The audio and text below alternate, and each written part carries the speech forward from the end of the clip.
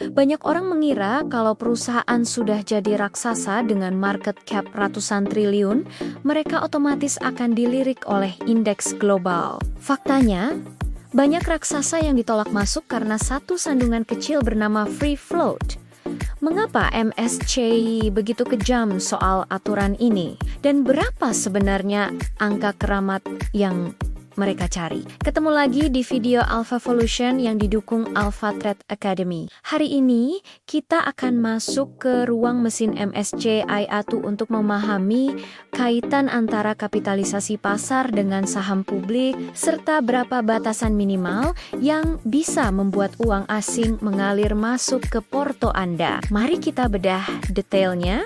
Pertama, mari kita jawab soal batasan. Secara umum, MSCI menetapkan ambang batas Foreign Inclusion Factor atau FIF yang ketat. Biasanya, saham harus memiliki free float minimal sebesar 15%. Biasanya, saham harus memiliki free float minimal sebesar 15%. Jika sebuah perusahaan punya market cap jumbo, tapi saham yang beredar di publik di bawah 15%, maka peluangnya untuk masuk indeks hampir nol. Kenapa 15%? Ini adalah angka psikologis dan teknis untuk memastikan adanya kedalaman pasar. MSCI tidak ingin memasukkan saham yang terlihat besar di atas kertas, tapi saat ingin dibeli, barangnya tidak ada. Mereka mencari saham yang cair, yang setiap hari ada transaksi jutaan lembar tanpa membuat harga bergejolak ekstrem. Nah,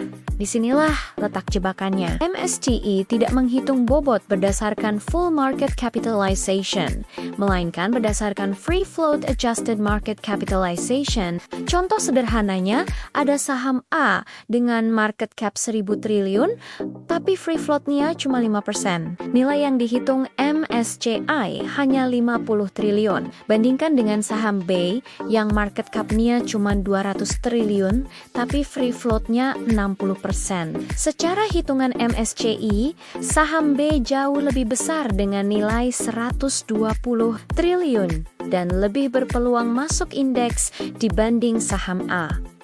Inilah alasan kenapa banyak emiten besar di Indonesia mulai melakukan secondary offering atau melepas saham simpanan ke publik demi mengejar kriteria ini. Sebagai trader, kaitan antara market cap dan free float ini adalah kompas kita. Kita harus memantau saham-saham yang market cap-nya sudah masuk kriteria, tapi free float-nya baru saja ditingkatkan. Di sanalah biasanya terjadi rebalancing besar-besaran. Tugas kita adalah mengintip data money flow.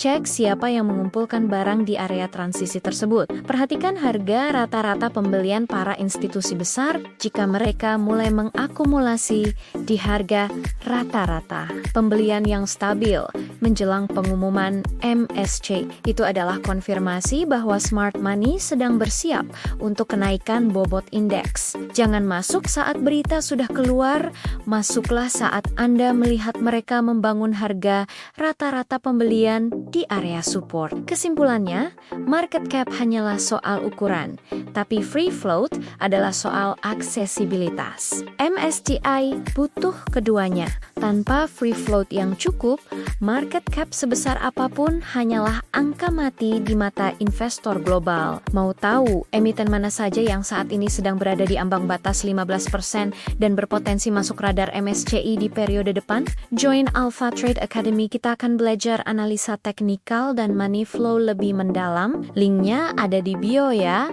Yuk cek bio sekarang juga. Tetap semangat, karena semua yang besar berawal dari yang kecil. Sampai jumpa di video selanjutnya.